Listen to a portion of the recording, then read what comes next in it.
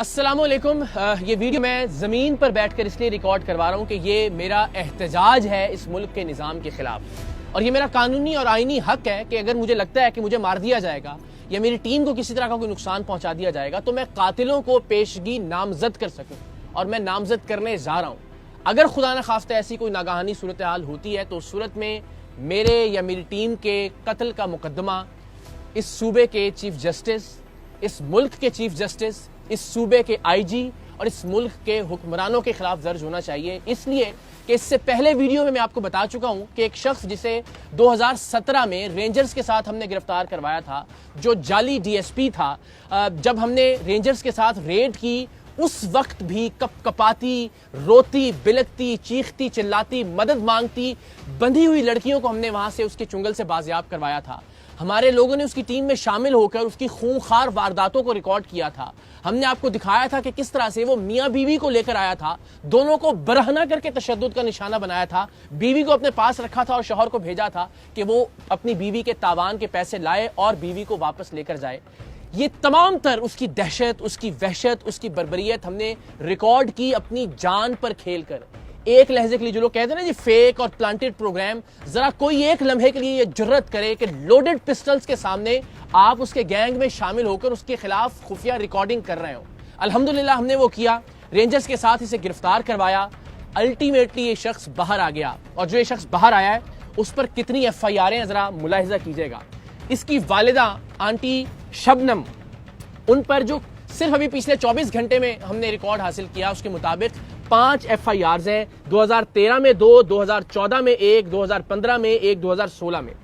इसी तरह जो शख्स जो हमने गिरफ्तार करवाया, जो जाली डीएसपी था और उसने अपने इर्द गिर्द जाली पुलिस बना रखी थी, उस पर सिर्फ अभी जो हमने 24 घंटे में इंफॉर्मेशन हासिल की 7 एफआईआरें हैं। कत्ल की, इक़दामे कत्ल की, मनशियात की, डकैती की, राहजनी की, गैर कानूनी असलहे की, अगवा बराए तावान की। और ये शख्स आज भी सुबह अदालत में धमकी दे के गया है कि मैं देख लूंगा टीम सरेआम को। आज पेशी थी और आज भी उसकी जमानत, जो अबूरी जमानत उसने हासिल की थी, वो कंटिन्यू हुई है और अगली तारीख पड़ गई है।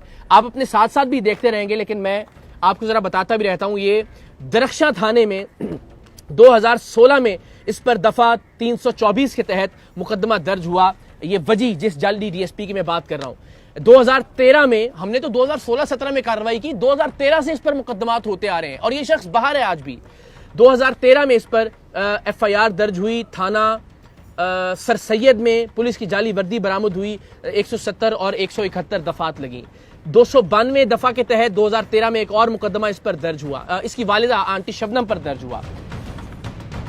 फिर वजी पर 2016 में 10/5/2016 को एक और मुकदमा दर्ज हुआ, 170, 171 और दफा 34 के तहत थाना सर सैयद में। फिर 2/1/2016 को एक और मुकदमा इस पर दर्ज हुआ, 292, 294, 34, 371 ए का।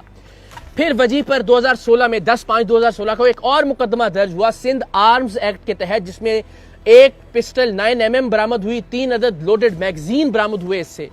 फिर वजी साहब पर 2014 में एक और मुकदमा दर्ज हुआ जिसमें 1140 ग्राम चर्स बरामद हुई और मेरी इल्म के मुताबिक 1000 ग्राम से ज्यादा पर सजाए मौत होती है। लेकिन ये साहब आज भी बाहर हैं और धमकियां दे रहे हैं। अगेन, धमकियों से डरने वाले नहीं, हर दूसरा आदमी इसी कैलिबर का हमने अल्हम्दुलिल्लाह बेनकाब किया है और ये सारे के सारे हमारी जान के दर पे हैं। लेकिन चूंकि इसने कोशिश की अगवा करने की हमारी टीम के एक मेंबर को, उसकी सीसीटीवी फुटेज भी आप देख सकते हैं, हमने पिछली वीडियो में बताया भी, तो इसलिए जरा हम बेनकाब करना चाह रहे हैं इस मुल्क के सिस्टम को भी कि ये इतनी एफआईआरों के बावजूद ये आदमी इस वक्त खुला फिर रहा है और धमकियां दे रहा है। 6/9/2014 को वजी साहब पर एक और एफआईआर हुई, 394 और 34 तेपे के तहत। इस शख्स पर, जाली डीएसपी वजी पर 2/1/2014 को एक और मुकदमा दर्ज हुआ सिंध आर्म्स एक्ट के तहत, जिसमें रिवॉल्वर 32 बोर 2 राउंड जिंदा यानी और बगैर लाइसेंस के ये बरामद हुए। से सारी आप अपने साथ अपनी स्क्रीन पर देख सकते हैं। 28/5/2015 को वजी पर एक और मुकदमा दर्ज हुआ, 342, 324, 355, 170, 171, 392, 34, 504, 337 ये दफात लगी इसके अंदर। फिर जनाब इसकी वालिदा पर, आंटी शबनम पर, जो कि बुनियादी तौर पर एक फहाशी का अड्डा चलाने का और मनशियात का अड्डा चलाने का काम करती हैं, 2014 में, ये नई एफआईआर नहीं है, 2013 से ऑनवर्ड्स की एफआईआर आपको दिखा रहे हैं, 1595 ग्राम चर्स बरामद हुई 2014 में। ये एफआईआर आप स्क्रीन पर देख सकते हैं। फिर जनाब एक और मुकदमा दर्ज हुआ और उसकी तारीख है 15/3/2020। ये थाना सर सैयद सेंट्रल में दर्ज हुआ और इसमें 371, 372 तेपे, 34 तेपे ये सारी दफात लगी। ये वो हैं जो अभी हम हासिल कर सके रिकॉर्ड।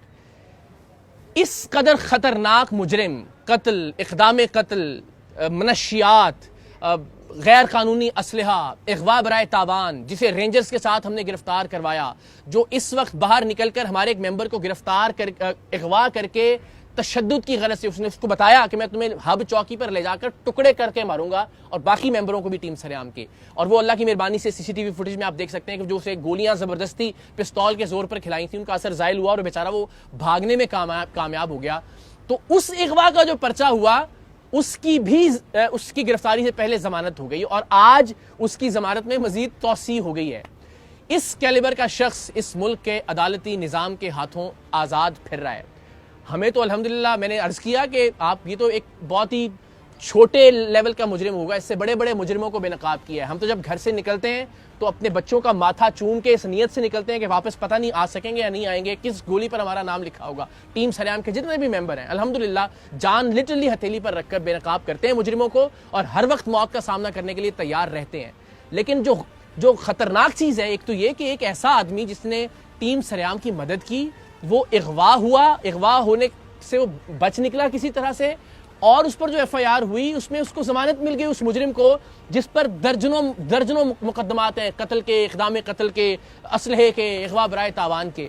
और इससे बढ़कर ये कि आज भी अदालत में खड़े होके वो उस शख्स को धमकी दे रहा है कि मैं देख लूंगा तुम्हें भी और टीम सरेआम को भी। तो ये मुझे नहीं पता कि कौन सा लफ्ज़ इस्तेमाल किया जाना चाहिए इस मुल्क के निज़ाम इंसाफ के लिए। पुलिस एहलकार ज़ाहिर वो यही कर सकते हैं, उन्होंने ये इतने सारे पर्चे दिए हैं उस पर।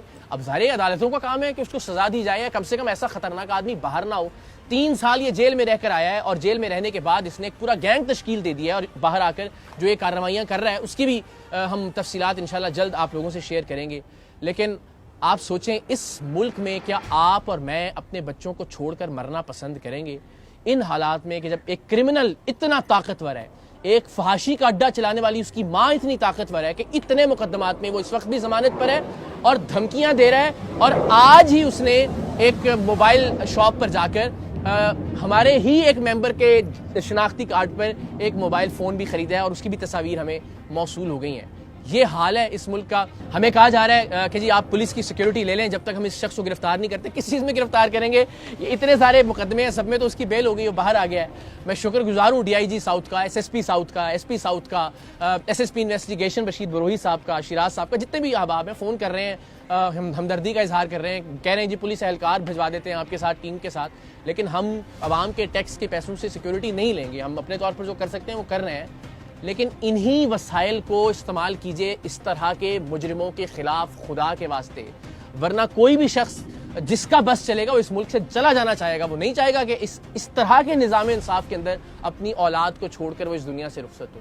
सो मेरी जितने भी अरबाब इख्तियार इस वक्त देख रहे हैं, बिलखुसूस अदालत से मुतल्लिका जो शख्सियात हैं, अल्लाह ने जिन्हें इख्तियार दिया इंसाफ का, उनसे दस्तबस्ता दरख्वास्त है, इस क्रिमिनल रिकॉर्ड का हामिल शख्स भी अगर इस वक्त आज़ाद फिर रहा है तो फिर वो लोग जो तनकीद करते हैं वो तो करते ही हैं, मैं भी तनकीद कर रहा हूँ। अगर इस पे तौहीन अदालत लगती है तो मैं हाजिर हूँ, गिरफ्तार कर लीजिए, जो सज़ा बनती है आप बिल्कुल सज़ा दीजिए। लेकिन अपने बच्चों के लिए, अपने बच्चों के मुस्तकबिल के लिए हम आवाज़ उठाते रहेंगे। मकसद कोई हमदर्दी वसूल करना नहीं है, कोई सिक्योरिटी लेना नहीं है और ना इंशाअल्लाह अज़ीज़ हम लेंगे।